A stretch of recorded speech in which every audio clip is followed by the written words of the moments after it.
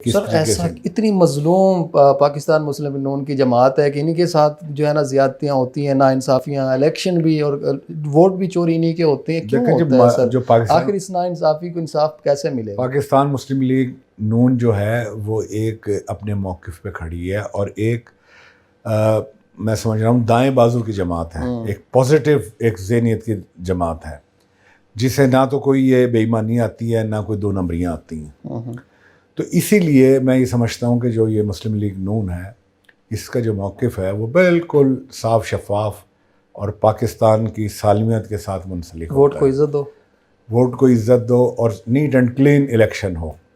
तो तो मैं ये कराएं समझता हूँ कि अगर वो नीट एंड क्लीन इलेक्शन हो जाते 2018 में तो कभी यह मुमकिन ही नहीं था कि मुस्लिम लीग नून हार जाती। तो वो किसने करवाने थे इलेक्शन? इलेक्शन कमीशन ने कराने थे वो।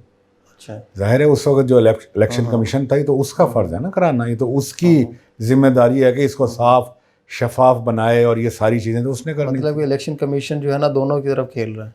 नहीं ये तो मैं नहीं कह सकता दोनों की तरफ खेल रहा है, लेकिन उस वक्त जो है मैं तो अपना ज़रूर ये कहूँगा उस कि टाइम उस आप कह वक्त रहे हैं ये कि इलेक्शन बिल्कुल नाइंसाफ़ी सही क्लियरली मैं कहूँगा ये हुई है। जी सही है।